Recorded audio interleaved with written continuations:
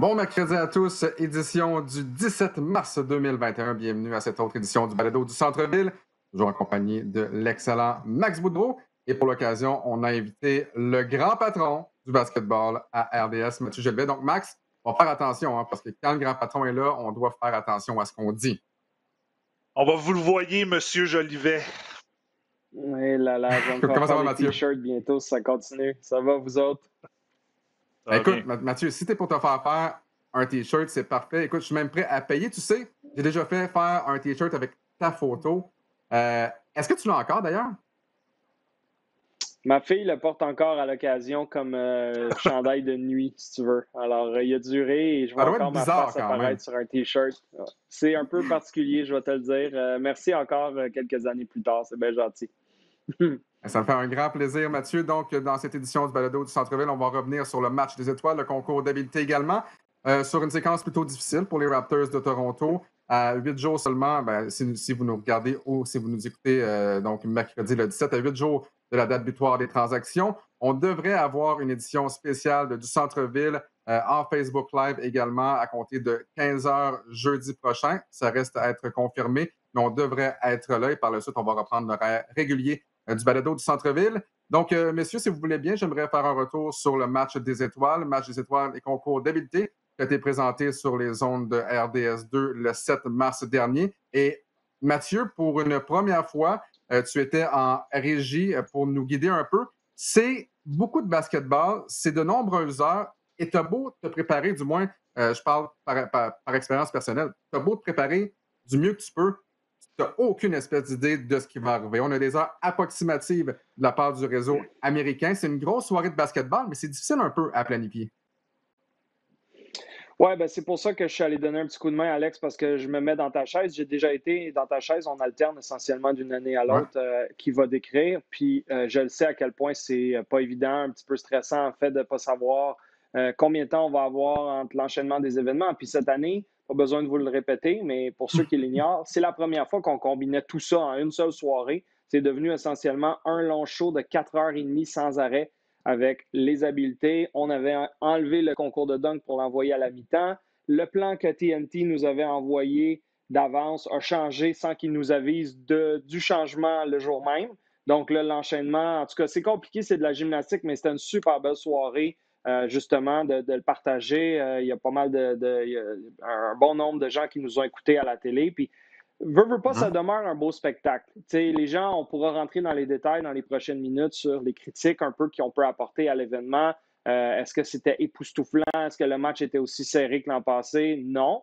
Mais de voir tous ces gars-là sur le même terrain, de voir Steph Curry tirer à 3 points comme seul lui peut le faire, de voir des gars unir leurs efforts, de voir Dame Lillard et Steph Curry dans la même équipe qui s'échangent des tirs du centre du terrain, il y a quelque chose d'assez épique avec ça. Donc, ça a été vraiment une belle soirée. Je suis curieux de savoir ce que Max en a retenu aussi. Ben, écoute, c'est sûr que d'emblée, moi, j'étais pas très enthousiaste à voir un match des étoiles cette année. Là, je pense que c'était pas la meilleure solution, mais c'est sûr que la NBA doit avoir une certaine sorte de revenu. Puis le match des étoiles est écouté là, à grandes écoutes. Le format qui a été fait, j'ai bien aimé le début, le concours de trois, les concours d'habileté là, avec les big men, les guards, c'est correct. Il y a une petite compétition. Habituellement, c'est toujours les big men qui gagnent, donc moi, je suis content pour eux. C'est encore le cas cette année. J'ai bien aimé le concours de 3 points, même si je ne suis pas un expert en la matière, mais c'est le fun de voir les meilleurs être là année après année. Puis, tu as toujours une petite compétition là, à savoir qui va gagner, qui va devenir en feu ou qui va avoir le momentum. Puis le fait que Curry gagne, mais je pense que c'était juste la cerise sur le Sunday de ce côté-là. Fait que ça, c'était bien. Pour le match, c'était un match correct. C'était un match des étoiles. Comme Mathieu le dit, moi, j'ai aimé voir Curry et Lillard ensemble. Je pense que avant le match des étoiles, on se disait quel joueur allait être l'étoile des étoiles. J'avais voté pour Joel Embiid. Malheureusement, on sait qu'il ne s'est pas présenté à cause qu'il y a eu des traces là, de la COVID, lui et Ben Simmons. Parce que tu allé chez le barbier. Le fameux barbier, il faut que tu fasses attention. Mais les un autres joueur Chiefs de comme Damien Kansas Lillard. City aussi. Ouais, c'est ça. Ouais. Mais si je reviens à mon point, un joueur comme Damien Lillard, je pense personnellement c'est le joueur le plus méconnu de la NBA parce qu'il joue à Portland, qui est un petit marché dans l'Ouest tard le soir. Tu as toute la côte Est qui ne regarde pas ces matchs-là. Mais Damien Lillard, et on va en parler là, plus tard dans mes héros et zéros, là, c'est tout un joueur, puis je pense que c'est le joueur le plus méconnu, là, puis c'est un des meilleurs joueurs, là, sinon top 5, je te dirais, pas top 5 cette année, là, mais de tous les temps. Puis on fait le petit lien aussi avec le March Madness qui s'en vient. Ben, c'est un joueur qui n'a pas été dans les grosses universités, donc c'est le David contre le Goliath, je te dirais. Puis maintenant, ben, c'est un superstar, puis c'est un joueur encore à découvrir. Là, puis je pense qu'on l'a découvert. Si les gens ne le connaissaient pas ou ne connaissaient pas son talent ou ses capacités à lancer du logo. Un de ses surnoms là, avec Dame Dollar, c'est Logo Lillard. Mais il y a une des raisons pourquoi. Parce qu'il est capable de lancer du logo puis à haut taux d'efficacité. Il l'a fait également lors du match des étoiles. Si vous voulez bien, on va revenir sur cette fameuse formule-là. Je ne veux pas être Grinch, mais c'est un peu comme ce qu'on a vécu il y a 1 an lors des matchs éliminatoires. C'était bien beau jouer dans une bulle, mais j'espère que ça n'arrivera plus jamais. C'était le fun d'avoir une soirée avec les concours d'habileté et le match des étoiles. Et j'espère que ça n'arrivera jamais également. Je trouve que ça enlève un peu de wow, un peu de plaisir au match, au concours d'habileté. J'aime que pendant une soirée, on s'amuse et on sait que ça va être extraordinaire, ça va être époustouflant. Là, ça faisait partie d'une plus grande soirée. Je trouve que ça perdait un peu de son cachet. Tu parlais, Max, du concours de 3 points. Pourquoi on aime le concours de 3 points? Généralement, les meilleurs sont là. Steph Curry a battu le record de Devin Booker lors de la première ronde. Et en finale, comme je le mentionnais avant la finale, généralement, lorsque tu affrontes Steph Curry, c'est un peu comme affronter Tiger Woods le dimanche lorsque Tiger est habillé en rouge. Il est tellement imposant, tu sais qu'il y a des bonnes chances que tu perdes. Et là, on se disait, c'est terminé, Steph Curry va gagner. Mike Conley arrive, performance de 27 points. Et là, Curry, ça va quand même bien lors de la finale. Et là, a réussi le tir à la toute fin pour remporter avec un total de 28 points. Et là, vous savez où je vais avec ça. Le concours de dunk. Honnêtement, est-ce qu'il y a des gens à la maison qui se sont levés, qui ont dit « Wow, ça c'est exceptionnel ». Je me souviens, tu parlais du fait qu'on alterne, toi et moi, Matt. Je me souviens, lorsque j'ai fait le concours de dunk, donc il y a 2 ans, on est dans les divans rouges à RDS. Et là, il y a un dunk. Je me lève, mais je pense pas que j'ai mon Telex, mon oreillette. Je pense pas que j'ai mon micro. Je me lève, le micro part, tombe par terre, toutes les pièces comme se séparent. Finalement, c'était pas brisé, mais je me suis levé de mon siège. Est-ce qu'il y en a un de vous deux dans le concours de dunk qui s'est levé de son siège? Malheureusement, non. Écoute, Mathieu, tu peux commencer. Je vais continuer après, mais moi, non, je me suis pas levé de mon siège, ça, c'est sûr. Bien, il y a eu des dunks quand même spectaculaires. Il y a plusieurs petits problèmes, par exemple. Le premier problème, c'était les 3 noms sur la feuille.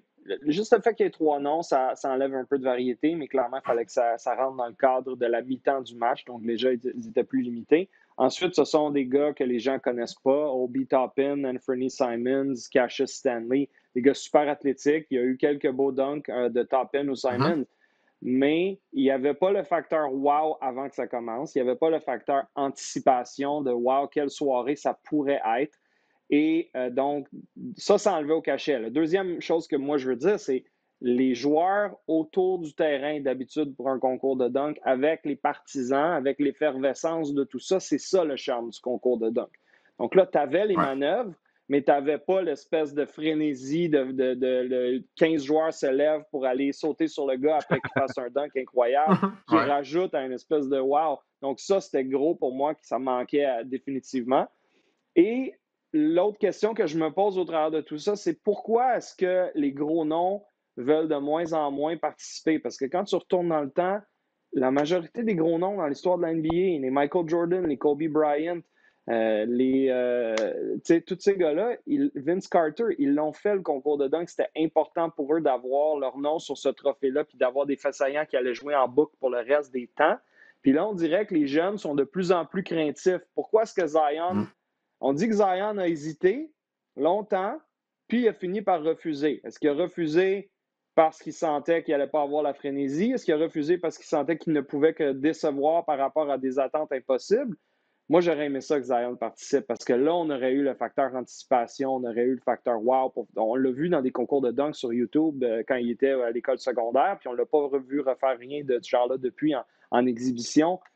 Moi, c'est l'autre aspect où je ne sais pas si la Ligue peut faire quelque chose pour faire comprendre à ces jeunes vedettes, viens le faire. Ça peut juste aider notre image, notre brand, notre enthousiasme. Donc, moi, c'est tout ça qui manquait un petit peu à la soirée. Mais Mathieu, comment tu veux qu'un gars comme Zion Williamson participe quand les vétérans ne donnent pas l'exemple? Où est LeBron James? Si LeBron James avait participé au concours de dunk il y a 10 ans, exemple, là, Zion fait bon, LeBron le fait, donc je peux le faire. J'ai l'impression, honnêtement, que c'est la peur de perdre. Imagine si LeBron James participait, à quel point Peter s'en donnerait à cœur joie sur Twitter. Ils ont tellement plus à perdre qu'à gagner. J'ai l'impression. Je pense que c'est pour ça que des gars comme Zion Williamson qui n'ont pas participé, mais effectivement, Max, si Zion est là, ça change complètement le concours de dunk. Oui, c'est sûr, parce qu'on anticipe qu'on va avoir un bon spectacle. Moi, mon seul problème cette année, c'est que, comme Mathieu dit, c'est comme si ça a été un tout cuit forcé au micro-ondes, squeezé dans un match des étoiles. Ah oui, on va faire un dunk contest. Puis même, je pense, si je me rappelais, je l'écoutais, les joueurs qui jouaient le match des étoiles, le premier dunk de Cassius Stanley sont même pas là, sont comme arrivés après. Puis c'était mal fait. C'était comme 3 gars qui étaient dans un gym au YMCA puis qui essayaient des dunks. Puis là, il y avait du monde qui jugeait puis qui regardait ça à la télé. Mais le dunk contest, qu'est-ce qui est le fun? C'est qu'habituellement, dans la formule normale, si je peux dire, c'est la soirée du samedi, c'est le dernier événement, puis tout le monde veut regarder cet événement-là. Tu as le concours de 3 points qui est juste avant, puis là, tu as le dunk contest qui finit le samedi, tu as les célébrités qui sont là, qui sont sur le courtside, tu as les fans qui sont là, tu as les juges qui sont sur le terrain, les animateurs de TNT sont là, Charles, Barkley, Shaq, tout ça. Puis tu as aussi les joueurs, comme Mathieu dit, qu'à chaque fois qu'il y a un dunk, ça se lève, puis ça se bouscule, puis ça va féliciter. Il manquait ça, puis c'était vraiment squeezé, puis j'ai malheureusement pas aimé le dernier dunk, le dunk contest au complet.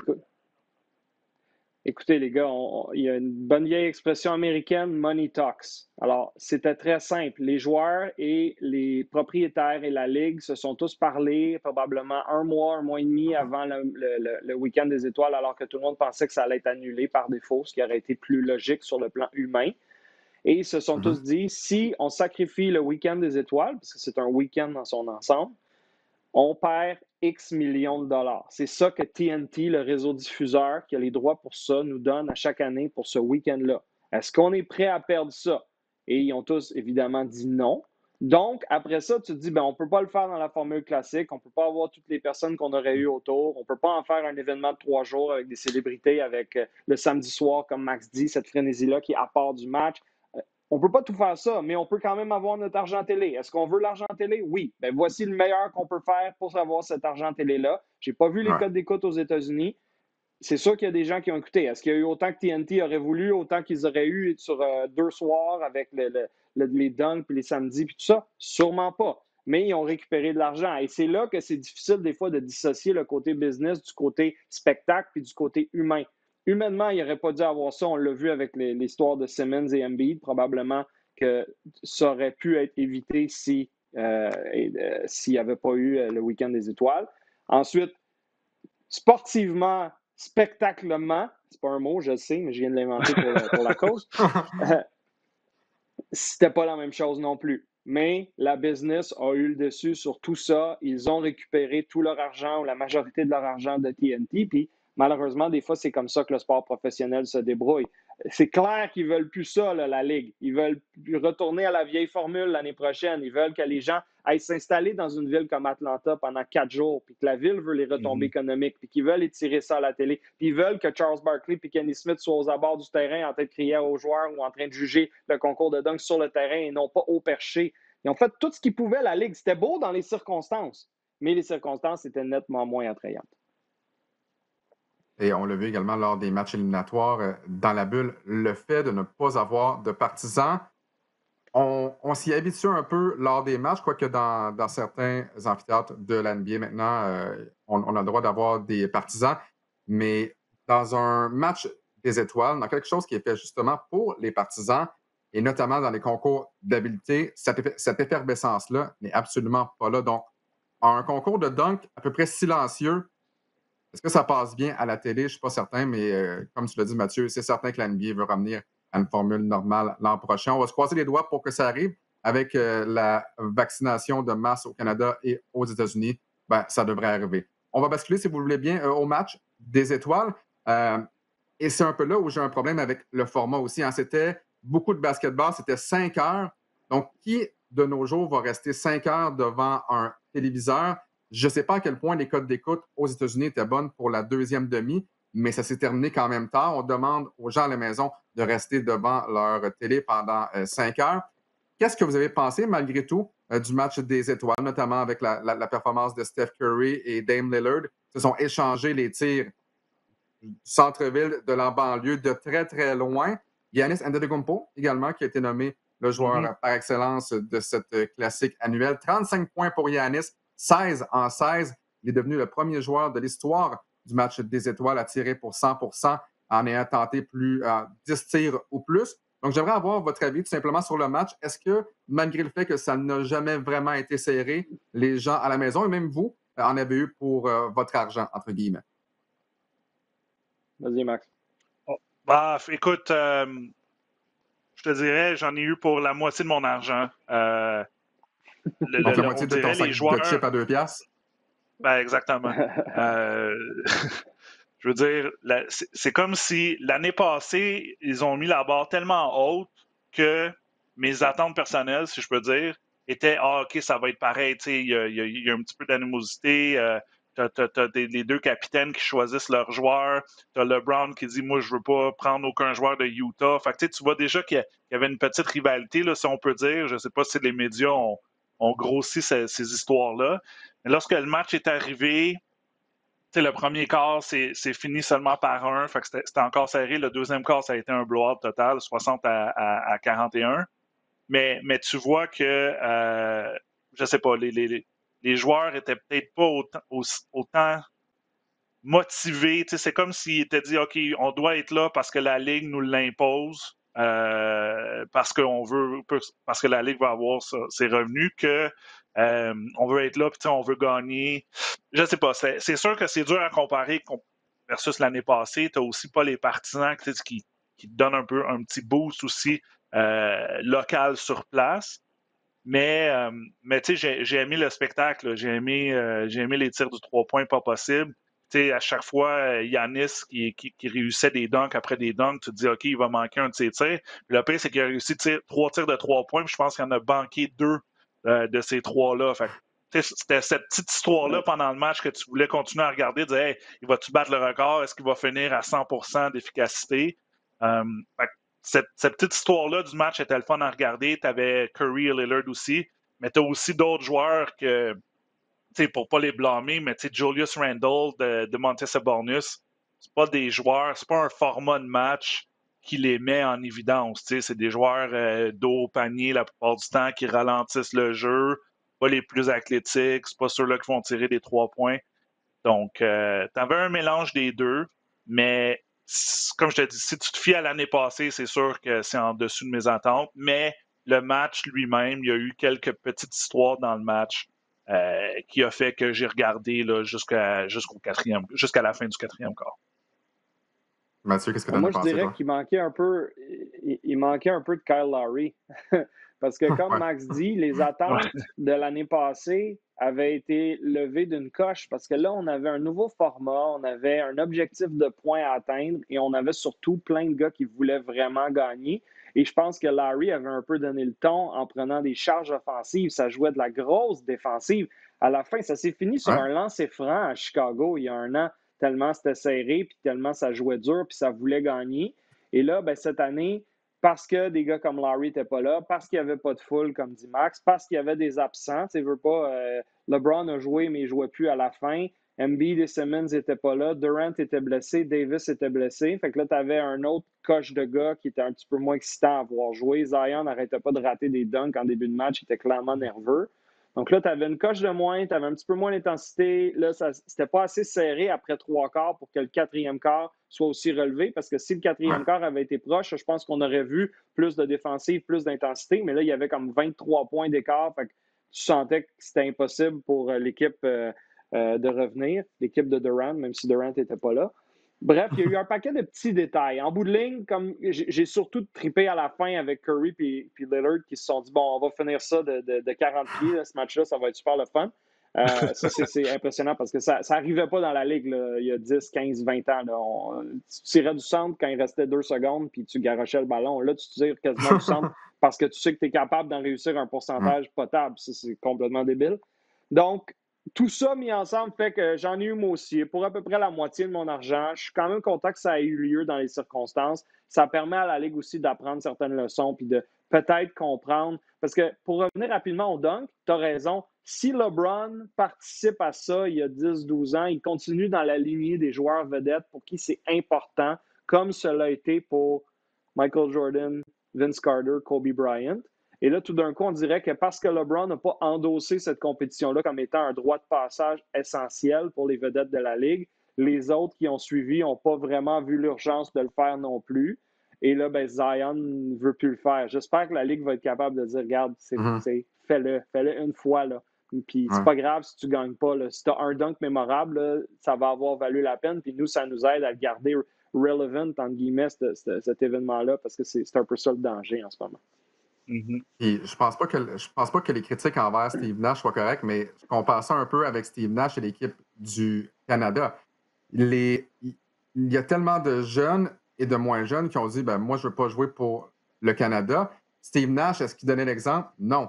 Mais Steve Nash a tout donné dans les années où il a participé, évidemment, donc aux divers championnats, également aux Jeux olympiques à Sydney.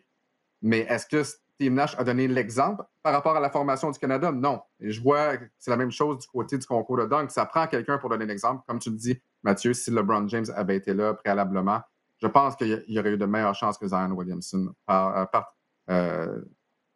favori du concours de dunk, participe finalement à ce fameux concours. On va parler, si vous voulez bien, des Raptors de Toronto.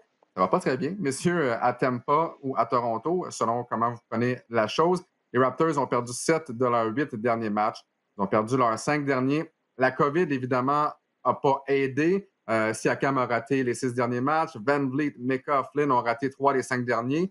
Tout le monde devrait peut-être être de retour au jeu dans le match de ce soir. On enregistre à 10 h le matin, le mercredi, donc on n'a pas encore de nouvelles de ce côté-là. OG Anunoby, lui, demeure dans le protocole de la COVID. Et là, soudainement, les Raptors commencent à glisser au classement. Et on vous le rappelle, la date butoir des transactions, c'est dans 8 jours. Max, qu'est-ce que tu penses de la glissade des Raptors de Toronto? Est-ce que tout va être correct une fois que les joueurs vont revenir? Fred VanVleet a dit hier, écoutez, c'est absolument rien contre les joueurs qui ont pris la place de ceux qui étaient blessés ou ceux qui étaient sur le protocole de la COVID, mais on va être une bien meilleure équipe lorsque tout le monde va revenir. Ben, 100% d'accord avec lui. C'était un peu prévisible. Tu regardes ça, là, tu le mets en chiffres. Les Raptors avaient 60% de leur starting five n'était pas là. Donc, c'est sûr. Puis en plus, tu ne l'as pas dit, dans tous les joueurs, tu as aussi l'entraîneur-chef qui n'est pas là, puis ses entraîneurs assistants. Donc, adversité totale pour les Raptors depuis cette annonce-là. Et malgré le brio de Powell, malgré le brio de Chris Boucher, ben, il n'y a juste pas assez de talent pour rivaliser avec les équipes. Là, la plus grande question, c'est que là, comme tu le dis, on a comme un compte à rebours parce que 8 jours, c'est très bientôt. On a quoi, 2-3 matchs, je pense, dans ces 8 jours-là. Est-ce que l'échantillon que tu vas avoir dans cette courte période de temps-là, parce que les Raptors, avant ce problème-là, jouaient quand même mieux. On a eu un lent début de saison, on recommençait à voir les Raptors de l'année passée, je te dirais. Puis là, il y a eu les cas de COVID dans l'équipe. Mais là, est-ce que, tu sais, moi, je suis content de ne pas être directeur général des Raptors parce que qu'est-ce que tu fais? Est-ce que tu pèses panique et tu échanges Lowry, Powell, qui a un high value maintenant, ou tu dis, écoute, on est supposé d'être top 6 si tout le monde est en santé. Là, on a dégringolé, on est rendu, c'est quoi, 11e, je pense, 10e, 11e. Mais, tu sais, à cause de ci, à cause de ça. Donc, pour moi, les 3 prochains matchs vont être le baromètre là, exact pour savoir qu'est-ce qu'on va faire d'ici jeudi prochain parce que en ce moment, on cogne à la porte des séries. Est-ce qu'on essaie d'améliorer est-ce qu'on essaie de vendre une vente de feu dans le fond pour dire on oublie cette année puis on passe à autre chose? Je ne sais pas si Massagerie il est prêt à apaiser avec Bobby Webster, à apaiser sur le piton panique encore. Parce que les Raptors, ils montraient qu'ils jouaient bien avant d'avoir tous les joueurs en COVID. Écoute, tu as des bons points, Max. Puis, ultimement, c'est drôle parce que j'ai écrit mon article sur la RDS.ca il y a peut-être un mois de ça quand je disais que c'était peut-être le temps d'échanger Larry puis Powell puis faire la mini-reconstruction, profiter d'une saison bizarre pour passer à autre chose, puis peut-être aller chercher un ou deux bons jeunes joueurs dans le repêchage cette année, puis de redevenir bon plus tôt que tard. Et là, ils gagnent, ils se mettent à gagner, ils remontent à 500, ils ont l'air en santé. Puis là, je me dis, mon article, il vieillit peut-être moins bien tout d'un coup. Puis là, ils viennent de reperdre 5 matchs de suite dans des conditions vraiment covidiennes, bizarres, comme on aurait pu s'y attendre pour certaines équipes. Puis ça donne, le hasard est tombé sur les Raptors. Et là, soudainement, mon article, il revieillit mieux. Je pense que la prochaine semaine va être déterminante pour les prochaines saisons des Raptors. Parce que je vous garantis qu'ils sont dans une pièce, Masai Ujiri, Bobby Webster et les autres membres de l'état-major, et ils ne savent pas quoi faire en ce moment. Ils regardent le classement, ils regardent les joueurs qui vont revenir bientôt, et ils se disent, on est une équipe top 6, on est juste à 2 matchs du 8e rang, on va coller 5-6 victoires, l'Est est un peu ouvert, peut-être qu'on est capable de faire une transaction pour s'aider, let's go, on s'essaye encore. Mais il y a aussi sûrement une ou deux sages voix dans cette pièce-là qui disent on va-tu vraiment faire quelque chose avec cette équipe-là? Powell, sa valeur, elle est énorme en ce moment. Il joue tellement du gros basket. C'est tentant de le garder puis lui donner 20 millions par année pendant 4 ans. Là. Mais est-ce que c'est vraiment la bonne décision pour le noyau actuel de l'équipe? Je ne suis pas sûr. Je pense que s'ils décident de l'échanger, ils affichent leur couleur pour 1 an ou 2. Puis s'ils décident de garder tout le monde, c'est parce qu'ils se disent non, on ne peut pas faire ça. C'est Kyle Lowry, c'est l'emblème de l'équipe. Il faut le garder. Powell est en émergence. Tout le monde est en santé. On est correct. J'ai vraiment hâte de voir ce qui va arriver parce que là, on vient de le voir. 5 défaites de suite. C'est sûr que tu perds 3 membres de ton starting 5. Ouais. Tu perds 3 membres de ton starting 5. Max a raison. Il n'y a pas d'équipe qui va vraiment survivre à ça. Mais l'année passée, quand ils avaient perdu Kawhi, ils n'avaient pas obtenu personne d'autre. Ils avaient encore cette espèce de noyau de 7-8 gars super solides.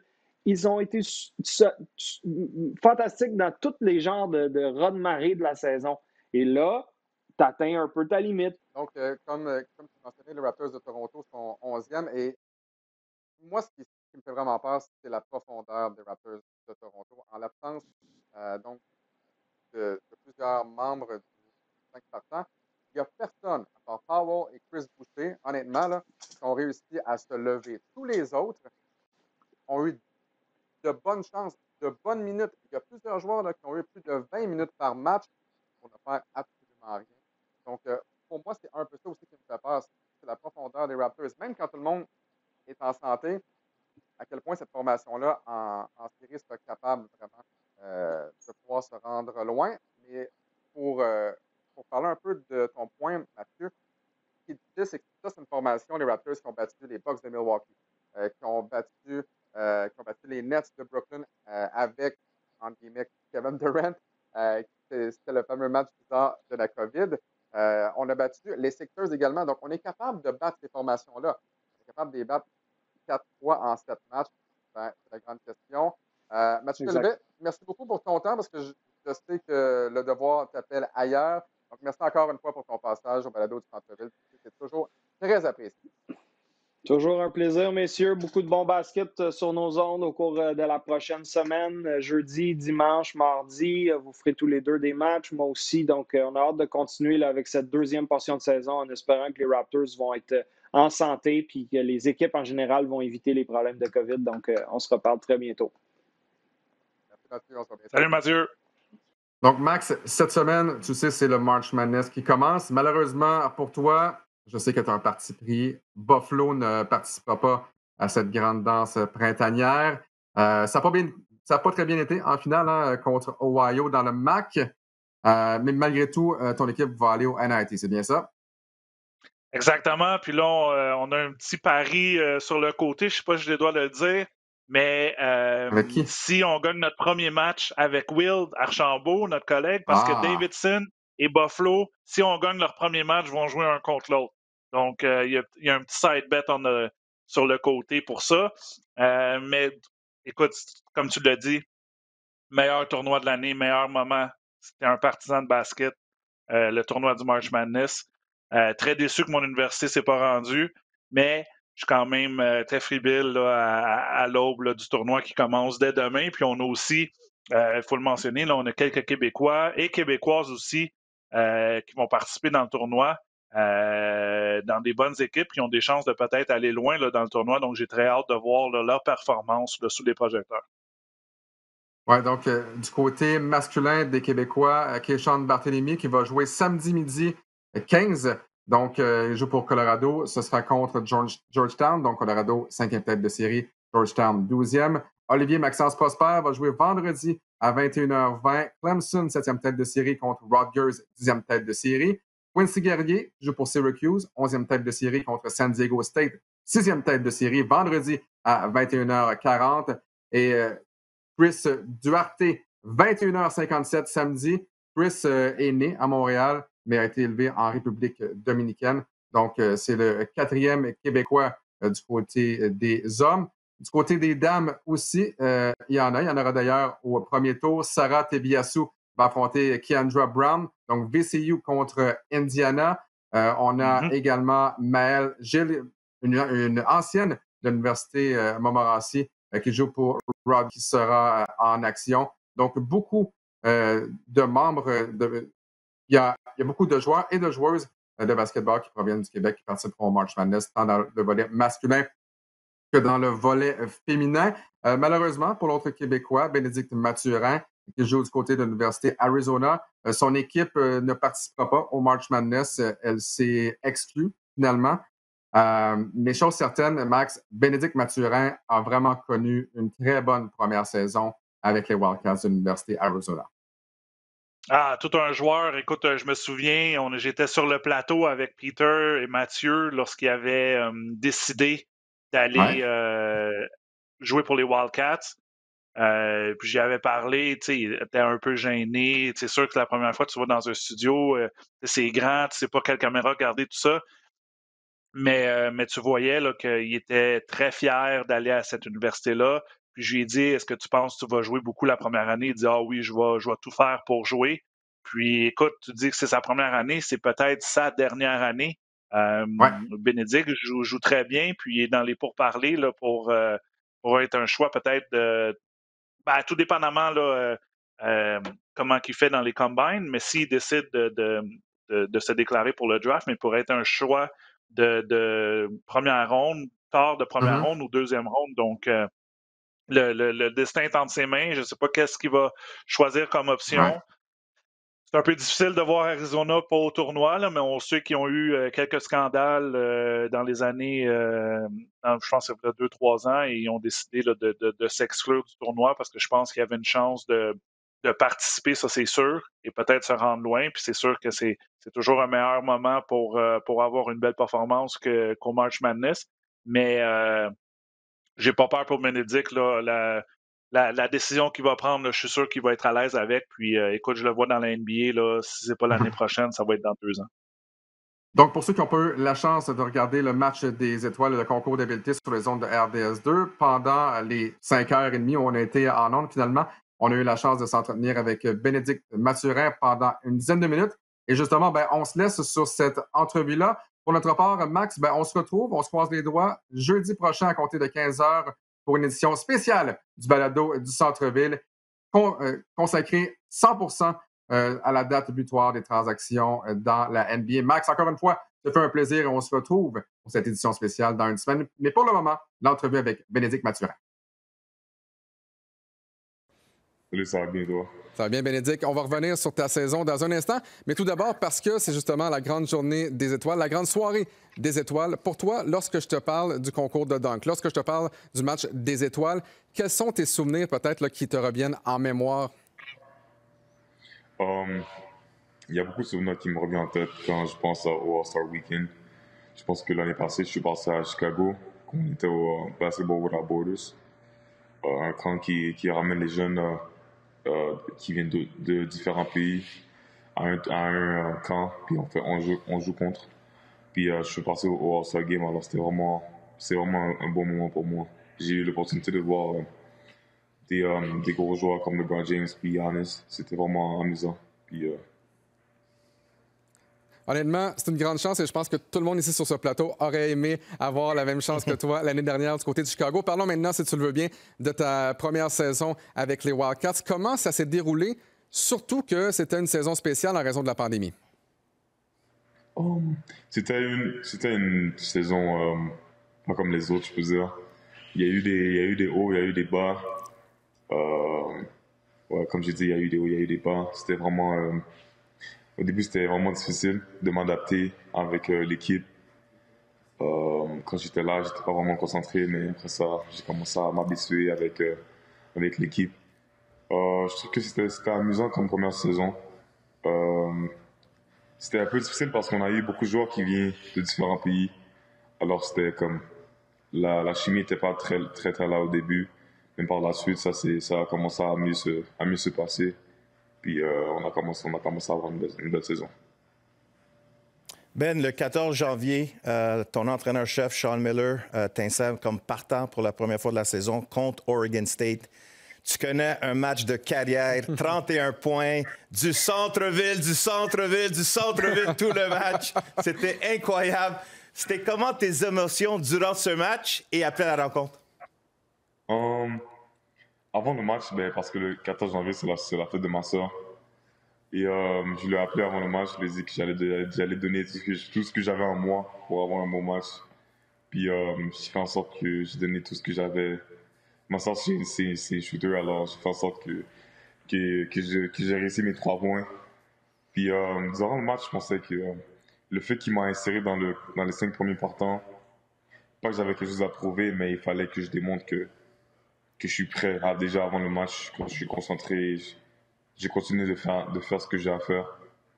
Puis après le match, j'ai appelé ma soeur et je lui ai dit que j'ai donné tout ce que j'avais. Puis elle m'a dit qu'elle était fière de moi et que j'avais joué un bon match, que c'était pour sa fête et des trucs comme ça. Ben, tu as terminé la saison avec environ 11 points, 5 rebonds et aussi terminé avec un pourcentage de tir de 3 points à 42 %. C'est quand même assez impressionnant. Dis-nous un peu comment tu as adapté ton style de jeu du niveau du secondaire Basketball Academy, NBA Academy, au niveau universitaire, au Pac-12, qui est quand même une très bonne division, très bonne conférence dans les divisions 1. Je peux dire que quand j'étais au secondaire, je savais comment tirer le ballon, mais pas comme que je peux maintenant. Ma force, c'était plus de foncer au panier et d'aller chercher des fautes. Mais ça a été un peu plus différent à NBA Academy. On a eu beaucoup de temps libre et assez d'expérience avec les coachs. Le matin, on allait s'entraîner. On s'entraînait environ 2 fois par jour, alors j'avais l'opportunité de prendre beaucoup de tirs. Puis, rendu à l'université, j'ai eu un rôle un peu différent. Le coach m'a dit que c'était une façon que je pouvais aider l'équipe à gagner. Alors, j'ai fait ce que j'avais à faire. J'étais tous les jours, j'étais environ peut-être 2-3 fois par jour dans le gym, à prendre des tirs. Je venais avant les pratiques et je restais après les pratiques pour faire en sorte que je rentre mes tirs et que je suis à l'aise en pratique et à l'aise au match. Plus tôt, tu nous parlais de ta sœur Jennifer qui a joué pendant 4 saisons à NC State. Donc, c'est une excellente joueuse. Parle-moi un peu de ta relation avec elle. À quel point le fait d'avoir une sœur plus vieille a contribué à ton adaptation en Division 1 parce qu'elle, justement, est passée par là avant? Moi, ça m'a beaucoup aidé à me rendre ce que je suis aujourd'hui. Je me rappelle quand j'étais plus jeune, quand j'étais à l'école primaire, j'allais souvent la voir jouer à l'université. J'allais la voir jouer à Syracuse. En Caroline du Nord, j'ai voyagé. Je suis allé en voiture. C'était vraiment cool de la voir jouer à l'université. Ça m'a donné l'envie de faire... J'ai toujours voulu être meilleur que ma soeur. Alors, ça m'a donné l'envie de faire ce qu'elle faisait, mais de faire encore un peu mieux. Puis le fait que c'est ma grande sœur, elle m'a toujours aidé à faire les choses le plus mieux. Elle m'a toujours guidé. Elle m'a toujours donné l'opportunité de faire les choses meilleures qu'elle a pu le faire. Mais là, la grande question, qui est le meilleur tireur entre vous deux et qui gagne généralement dans les matchs à 1 contre 1? Jennifer ou Bénédicte? Je sais avec elle, je peux dire que si on prend le même nombre de tirs, elle va probablement mettre plus de tirs que moi. Mais si on fait un match 1 contre 1, c'est terminé, là. Ouais, c'est plus petit comme avant. Alors, je pense qu'à un moment, je vais gagner le match, mais les tirs, je peux dire qu'elle va gagner. C'est bon. Ben, pour le public québécois qui ne te connaît pas vraiment, mais ici, tu es avec nous ce soir, DS. Tu viens de Montréal, tu as joué 2 ans au Mexique avec la NBA Academy. Maintenant, tu es présentement à Tucson, à Arizona. Tu as appris beaucoup de maturité, beaucoup de résilience de partir de chez toi. Qu'est-ce que tu as vraiment appris durant ces 3-4 dernières années de vivre dans différents pays? Ça a commencé quand je suis parti au Mexique. Je suis parti au Mexique, j'avais 15 ans. Je venais d'avoir 16 ans, je veux dire. Puis, je suis parti au Mexique. Mon anglais n'était pas très, très bon. Il était environ à 70%. Mais je parlais 0 espagnol. Alors, c'était vraiment difficile de m'adapter avec la culture là-bas. Tout était différent. Le mode de vie, la culture, la nourriture. C'était vraiment difficile de m'adapter. Mais par la suite, j'ai commencé à m'adapter plus vite parce que j'étais devenu plus social. J'étais venu pour apprendre. Puis l'espagnol, là, j'ai commencé à apprendre l'espagnol. J'ai commencé à communiquer plus avec le monde là-bas parce que mon anglais s'améliorait aussi à cause de l'école. Puis je trouve que ça a vraiment été utile pour moi dans la vie de juste de voir un différent mode de vie que quand j'étais à Montréal. Je suis rentré à l'université aux États-Unis. Puis juste de voir aussi que je suis parti du Mexique. Je suis revenu pour quelques mois à Montréal et je suis parti directement aux États-Unis. Comme je suis toujours dans le mouvement et que je ne suis pas stable. Comment on fait ça? Mon aventure continue. J'adore. Tu as mentionné la nourriture. C'est clair que moi, j'adore la nourriture. Là, on parle de nourriture, là, Peter. Là, tu m'excites, Ben. Écoute, parle-moi, c'est quoi la meilleure bouffe que tu as eue? C'est quoi la meilleure cuisine? C'est-tu la cuisine haïtienne? C'est-tu la cuisine québécoise? C'est-tu la cuisine mexicaine? Ou c'est le Tucson Ranch présentement à Arizona? Je vais être honnête avec vous. Je pense que tout le monde le sait. Que c'est la nourriture haïtienne. There you go. Bon bagaille.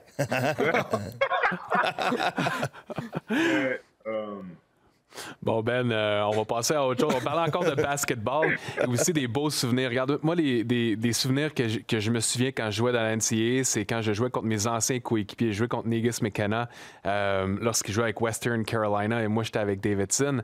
Toi, tu as eu la chance de jouer contre Keyshawn Barthélemy, ton ancien coéquipier de Brookwood, cette année, lorsque tu es allé au Colorado. Comment c'était? Comment tu as vécu ce moment-là avec lui? C'était bien. On a joué à Parkex ensemble, on a joué à beaucoup de villes ensemble, on a toujours été ensemble. C'était incroyable de voir que j'avais l'opportunité de jouer contre mon coéquipier depuis environ 10 ans même, dans une différente équipe. Je pouvais finalement jouer contre lui. C'était vraiment une bonne expérience pour nous deux d'être au niveau que nous sommes rendus en ce moment, puis qu'on puisse partager ce moment. Bénédicte, le match des étoiles, là, c'est les meilleurs joueurs qui sont sur le terrain. C'est l'occasion pour tout le monde, mais je dirais surtout pour les jeunes joueurs, là, 7, 8, 9 ans, de voir leur héros à l'œuvre, leur modèle. Pour toi, quand tu étais petit, qui était ton modèle ou ton joueur préféré? Puis maintenant que tu es plus grand, maintenant que tu es plus vieux, quel est le ou les joueurs que tu respectes davantage dans la NBA présentement? Quand j'étais plus jeune, j'ai toujours aimé LeBron James. Ça a toujours été mon joueur favori. C'est pas mal quand même.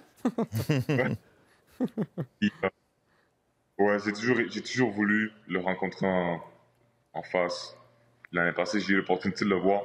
Ça a vraiment été une opportunité que peu ont pu avoir l'opportunité. Je sais pas moi, c'est là. Ouais, c'était vraiment cool. Maintenant, je respecte plusieurs joueurs comme j'aime Devin Booker et Bradley Beal. J'aime la façon de jouer et tout. Puis la façon qu'il marque, qu'il score le ballon, c'est vraiment impressionnant. Ben, tu as connu une saison incroyable cette saison comme un jeune joueur de 18 ans. Ton éthique de travail est incontestée. Ta détermination est réelle. Pour Ben, on a parlé souvent, moi et toi, mais c'est quoi ton but ultime dans ta carrière? Mon but ultime dans ma carrière, c'est de devenir un joueur de franchise. Je vais faire en sorte que quand je suis dans une équipe, comme je suis le go-to guy, je peux en référer. Je veux dire que on a beaucoup de joueurs, on a beaucoup de bons joueurs comme Chris Boucher, on a Luguentz Dort, qui est présentement dans la NBA, Cam Birch et plusieurs autres. J'ai toujours voulu être le meilleur dans ce que je fais. Puis j'aimerais revenir à Montréal un jour et pouvoir dire que j'ai toujours été, que je suis meilleur que Luguentz et les autres qui sont passés avant moi. Alors, ouais, je trouve que c'est vraiment une bonne opportunité pour moi de voir les prochaines choses qui sont à venir. Et mon but ultime est de devenir un joueur de franchise. Bénédicte Mathurin, on espère que tu vas réaliser ton rêve au cours des prochaines années. Merci encore beaucoup pour ton temps.